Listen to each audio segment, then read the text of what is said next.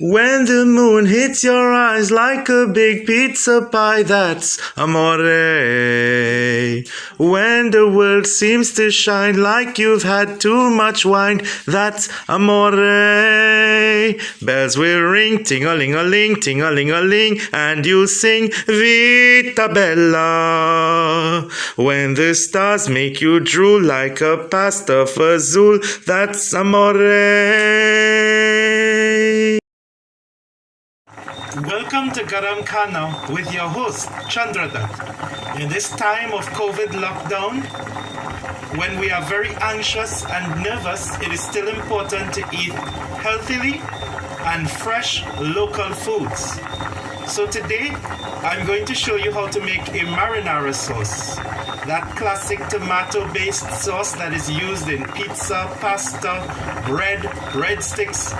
I'm showing you how to make it by boiling tomatoes and then using these pureed tomatoes in a fresh tomato sauce or marinara sauce.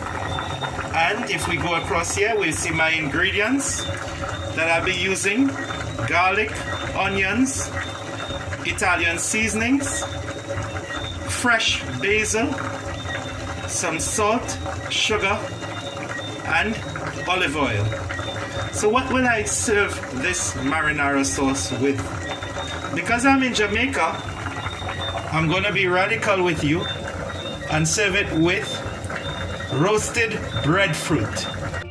So I have taken the tomatoes out of the boiling water, strained it, and I have removed the skin.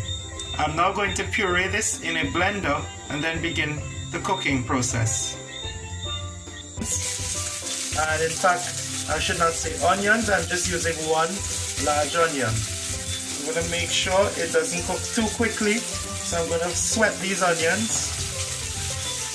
So the pot is not going to be raised to high heat because I want it to be nice. I'm not going to make it super caramelized, I just want it to be sweated, and then I'm going to add my garlic. The garlic goes in after the onions. The reason for this is because garlic doesn't take long to cook to unleash its flavor, whereas onion usually needs some heat to take out that moisture and for it to cook. So I'm going to add the garlic in a very short while.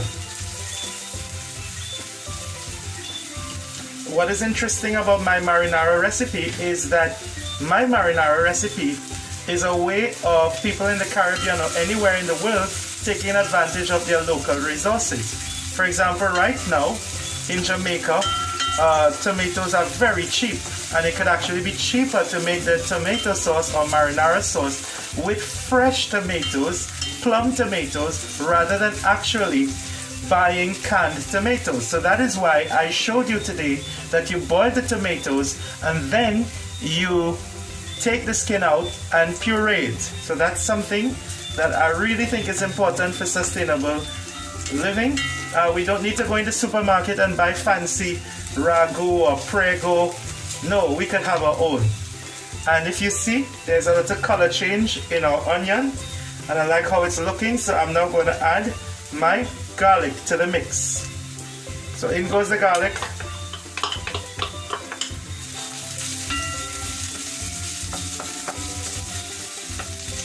I've added 6 cloves of garlic. Now, 6 cloves of garlic to 1 large onion seems like a lot. However, for the real marinara to take form, there is a need for garlic.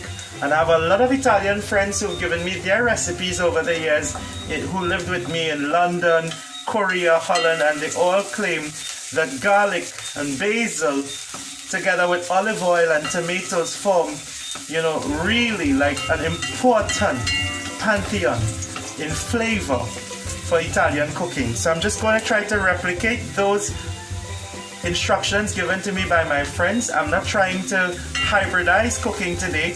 The only thing hybrid about it is we're making high quality marinara and cooking. So I'm just going to try to replicate those instructions given to me by my friends. I'm not trying to hybridize cooking today. The only thing hybrid about it is we're making high quality marinara from scratch in Jamaica, right? I'm gonna add my basil, my fresh basil, that comes from my backyard actually. And I'm going to stir in some basil there. And I'm also going to add my Italian seasonings that has sage, marjoram, rosemary. And these are Italian seasonings that I got in an Italian seasoning mix. If I had my own, I admit, if I did have my own, I would have definitely used more fresh ingredients. But unfortunately, I don't. So I'm using the Italian seasoning that you could get in any supermarket, in any grocery or side shop, an Italian medley of seasonings. All Caribbean countries tend to have Caribbean producers that make very good Italian seasonings as well, so you don't always have to go with the foreign brands. You could go with a local Jamaican brand or a Trini or Guyanese brand and it will still come out good. Now, I think it's important to add my tomatoes. And after the tomatoes were taken out of the pot, I removed the skin and I'm going to add the blended fresh tomatoes. So let's do that. Look at how beautiful it looks. Look at how rich it looks. There's absolutely no coloring. This is just fresh boiled tomatoes and basil. I'm going to add the rest of it in. Look at how pretty that is. Absolutely magnificent. Fresh. And the key thing to a good marinara is making sure that you use fresh tomatoes, which I assure you I did.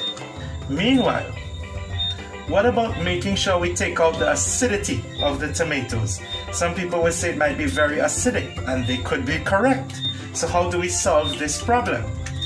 We add some sugar and salt. So about 2 teaspoons of sugar go in to half of a teaspoon of salt. And then you would notice that it's bubbling a bit. I don't want it to bubble too much. I want this to go on low heat. And we're going to leave this to cook for about 15 to 20 minutes. Maybe longer, depending on the taste. So we'll stir this around. We're not covering it. You cannot cover it. If you cover it, it will cause the tomatoes and the juices from the tomatoes to evaporate. It will take away from the moisture and the richness. So it is not to be covered. It is to be put on low heat. Anywhere between 20 or 30 minutes to 1 hour.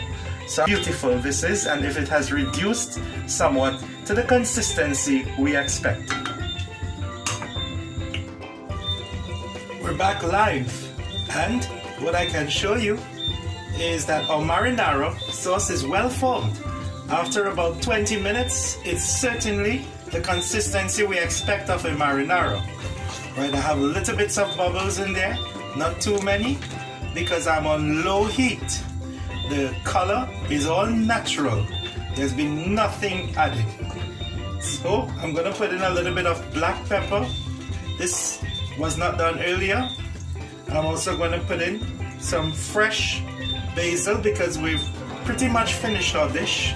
So I'm going to put some fresh local Jamaican basil, and I'm going to also add some Italian seasonings. I'm going to stir that in, and that's the end of our marinara sauce. This represents 3.5 pounds of fresh Jamaican plum tomatoes, aiming for a golden brown consistency.